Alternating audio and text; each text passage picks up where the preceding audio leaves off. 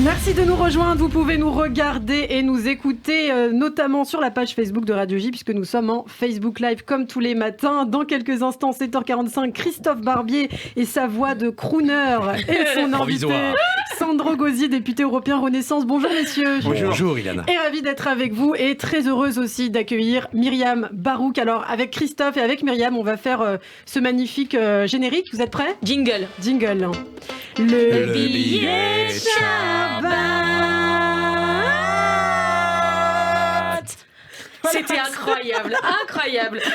Bonjour à tous, bonjour. Ce matin, on va parler fourniture de bureau. Mais avant ça, Sandro Gozzi, vous êtes né le 25 mars. Moi aussi. Et vous savez qui d'autre est né le 25 mars ? Ma petite sœur. C'est pas vrai. Oui. Eh ben, très bien, Christophe. Alors, Christophe, on lui donne pas de relance, mais c'est génial, vous participez. Donc, vous savez qui d'autre est né le 25 mars, en plus de la petite sœur de Christophe Barbier ? Aretha Franklin. Pas mal. Elton John. Bien. C'est tout, il y a nous 5. Voilà. C'est pas mal quand même. Il n'y a pas un c'est dictateur, il n'y a pas un Si, il y terroriste. en a, mais je voulais pas tous les dire. Si, il y en a, on va préférer les oublier. Et je me suis renseignée, il y a des dictons par date. Écoutez, moi, j'ignorais avant d'écrire cette chronique. Du coup, pour aujourd'hui, je rebaptise la chronique « Le dicton du jour ». Merci Lana. Alors, dicton du 25 mars. Le 25 mars, le compagnon rend la chandelle au patron. J'ai pas compris. Il y en a d'autres. Le 25 mars passé, plus de bois amassé. À mon avis, c'est un conseil si vous habitez dans l'Essonne. Ça marche aussi avec la Seine-et-Marne. Après, j'aime bien, ça parle de maladie. Le soleil de mars donne des rhumes tenaces. C'est pas faux. N'est-ce pas, monsieur Barbier ? Et le dernier, c'est en mars que le printemps chante et que le rhumatisme augmente. C'est pas gai, les dictons du 25 mars. Hein. D'ailleurs, je me suis penchée sur cette date. C'est nul un peu le 25 mars, non ? Ah non, c'est Bah bon. non, c'est vos anniversaires. Non. C'est dur de répondre, mais vous inquiétez pas. Christophe Barbier a des questions beaucoup plus légères ensuite. C'était une question rhétorique. Non, mais vous savez, genre au printemps, on est là. Enfin, on est au printemps, mais techniquement, on est encore en hiver. Alors tu te dis, je vais fêter mon anniversaire dans quelques jours, en avril. Et non, parce qu'en avril. Ne te découvre pas d'un film. Ouais, voilà. Donc c'est lourd. Du coup, j'ai été voir votre prénom parce que notre date de naissance m'a un peu déprimée. Alors, Sandro est un dérivé du prénom Alexandre. C'est correct. Chrétien torturé et crucifié au début de l'année 178. Il n'y a rien qui va. Est-ce qu'au moins vous avez moins de 10% chez Sandro ? Hélas, non. Ah ouais, Hélas, vraiment, ça va pas du tout. Mais je bénéficie du marketing. Ah, ok, bon, ça va.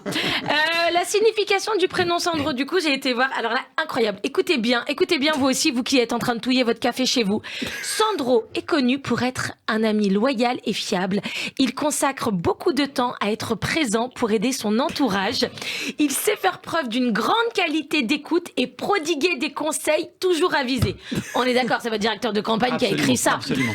Ou votre secrétaire.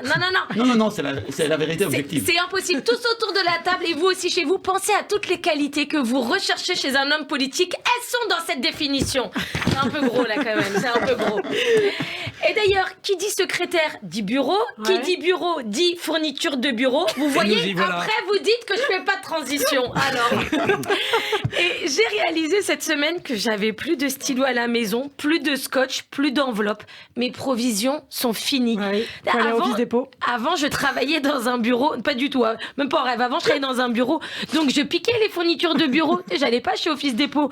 Je prenais des stabilos pour mes enfants, j'imprimais des coloriages, ou alors je prenais des feuilles blanches. Alors au début, c'était 1 ou 2 feuilles. Un jour, j'ai pris 3 ramettes. J'avais 2 semaines de vacances scolaires, j'avais rien prévu. Alors je tapais que faire avec des feuilles blanches. Au bout d'une demi-journée, on avait dessiné, fait des avions en papier, on se faisait chier.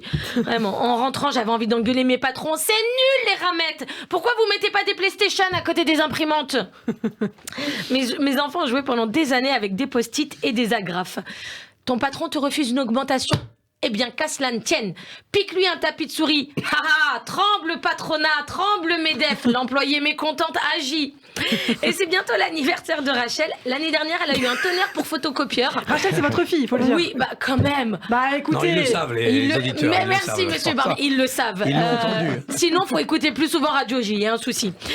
Donc, c'est bientôt l'anniversaire de Rachel. Et l'année dernière, elle a eu un tonnerre pour photocopieur. Et cette année, du coup, je sais pas quoi lui offrir. Vous avez un bureau, monsieur Gozzi? J'ai un bureau, oui. Très bien. Alors, toujours cool parce qu'il faut se soutenir entre gens du 25 mars. Pensez à moi, je vais chercher un boulot dans un bureau juste avant Noël et Hanouka. Allez, merci de m'avoir écouté. Merci beaucoup, merci Myriam Barouk et merci Sandro Gozzi Merci à vous. d'avoir joué le jeu en tout cas. Et tout de suite, eh bien, on retrouve, c'est l'invité de Christophe Barbier. Bien sûr, il a été secrétaire d'État également dans un gouvernement italien Eh oui. entre 2014 et 2018.